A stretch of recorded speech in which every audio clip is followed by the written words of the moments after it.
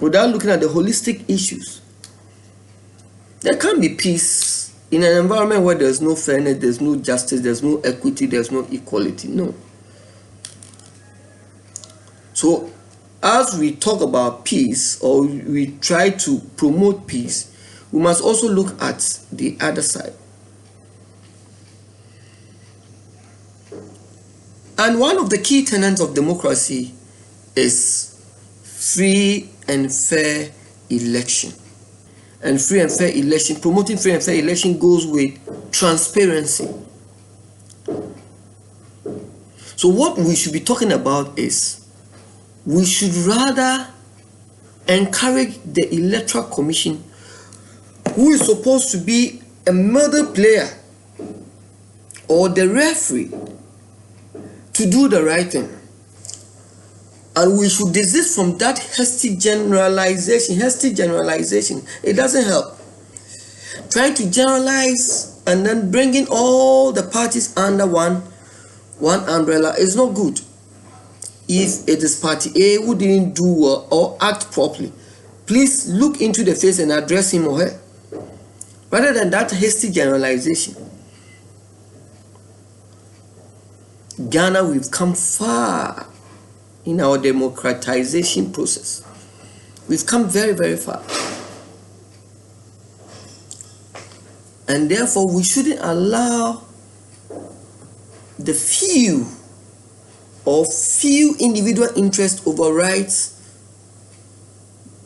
the majority. So yes, we should rather be talking about how we can promote justice, fairness in the system. Because I'm telling you, this year's election is going to be a clash of the titans. The people have made up their mind. And anyone who will try to subvert the will of the people will not have it easy.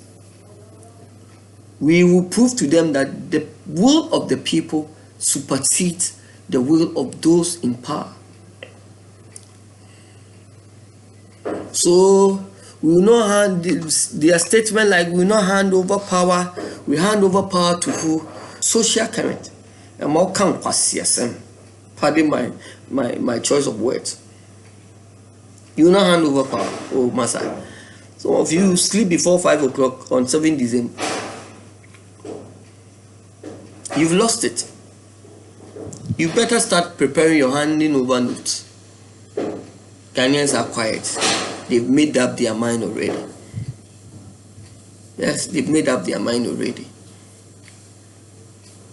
No. This nonsense has to stop somewhere. So please, EC, I want to talk to Mensah. Madam, there is life after EC. There is life after EC. If power changes after December 7th, have you asked yourself these questions? Have you asked yourself how your life is going to be like after December 7th? Which I know for sure power is going to change.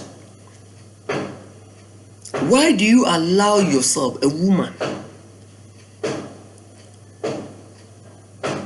Where is that motherly temperament?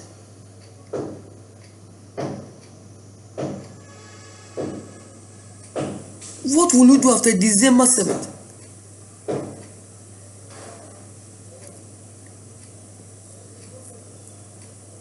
Mensah, Madam Jane, Adukwe, or whatever your name is. Have you asked yourself after December 7th, life after December 7th, if your paymasters are ousted out of power, why do you want this country to be plunged into state of anarchy? Why do you want to plunge this country into state of anarchy? Do you have your children living in Ghana? Yes, you could, maybe now you are stinkingly rich and therefore you can send your kids to whatever part of the world. But I believe your mother, if she is alive, she is in Ghana. Your father, if he is alive, and then your other relatives. As for your husband, I know him. So I know he lives in Ghana. Madam Jane Mensah, please, what shall it profit a man if she gains the whole world and loses the soul? The money they are giving it to you, madam, can you spend everything? The houses they are buying, you are buying, how many of them will you sleep in? That you want to hold all of us into ransom just to satisfy few unscrupulous individuals who have no love for this country. Or they saw what happened at Ayawaso by election. It happened under your supervision. 2020, what those 8 souls that were killed, brutally murdered, happened under your supervision. Please, do not allow this to continue for the 3rd time. In the name of God, I beg you. Do not allow this to happen for the 3rd time. Else, your end will be very horrible, very terrible. Me, I've seen some before. Political party fanatic. But when your name was mentioned, even though many people thought that you had some affinity or relationship with the NPP, and therefore it will affect your decisions and then your action one way or the other. I personally thought that no, the woman is good. So I mean, let's forget about her affinity or affiliation with the NPP, because I mean, no matter what, everybody belongs to one political party or the other. Yes, everybody, even the Pope. It's a fact. We all belong to a political party, directly or indirectly. Everybody on this earth has some degree of sympathy for one political party or the other. So that one, sometimes I don't really allow some of these things to worry me that much. Madam, a lot of things, and in fact bad things, have happened under your watch. You have disappointed majority of us. You have disappointed majority of us. Your first test case was at Ayawaso, West Wuogon by election. And we all witnessed the brutality, where my very good friend Sam George was even brutalized, orchestrated by the ruling party. So let's forgive you. Then came 2020 elections. We all saw the absurdity, the anomalies, even on the day of voting and after voting. Madam, what at all do you want? What is it? What at all do you want?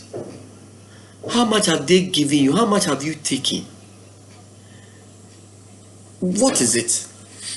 Why do you want to hold over 30 million Ghanaians into ransom just to satisfy the very few greedy monsters?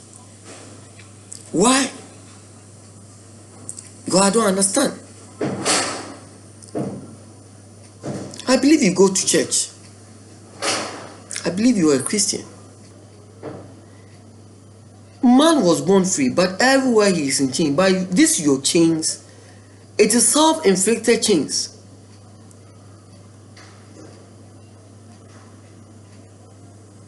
It is self-inflicted chains. Man was born free, but everywhere he is in chains. But your chains are self-inflicted. What is it? What is it? What do you want? And I'm telling you, these your paymasters will not continue to be in power forever. Let's even assume, in an unlikely event, if they win this election, they can never be in power forever. They can never be in power forever. So why do you risk your life? Why do you risk the life of your family? Why do you risk your life? Why do you risk the life of your families? Why do you expose your families to brutalities? Do you think that the 8 people who were killed in 2020, do you think that they don't have families? Mensah, they will revenge one day. They will retaliate one day. They are just quiet, waiting for power to change. And we have seen it in Ghana here before. We have witnessed some of these instances in Ghana here before.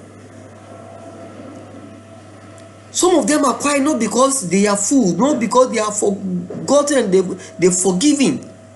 They have forgiven and forgotten. No. They are just waiting for the table to turn. Madam Jane Mensah. What is it? Even though you are 3 over there, but you are the ultimate. You are the ultimate. The buck stops with you. So it is possible that even if power changes, the other directors may go scot-free, but you may not. Because the ultimate responsibility lies on you. The buck stops with you. There's no way you can pass the buck. Madam, I believe you are not, you are a successful woman. You're already doing well before the EC job was given to you. You are already an accomplished woman. So what is it? Before this EC job was given to you. So what is it? What is it? What has so cowed you to extend that you are always trying to do things to please them? Madam, a word to a wise is enough. But if something untoward happens, I'm telling you, nobody will be immune. You will meet them at the airport. Those that you've made their life so terrible, miserable, you will meet them at the airport. So we will all die. We all die in here. When I see people, for them, they have passport, they can travel. Mensah, on that day, nobody will travel. Because that immigration officer is running for his life. That staff at the airport there is also running for his or her life. And you go and then meet the Kubolos. The Kubolos will take over. So you will leave for us to see. If some of you, that is your thinking, that when something happens, you take your family and then it's a lie. Stop deceiving yourself. So you better do the right thing. What kind of nonsense is this? Jane Mensah, what is it? What has changed? Now they are playing back your own words. They are playing back your own words. What you said when you were then at the IEA. What you demanded then.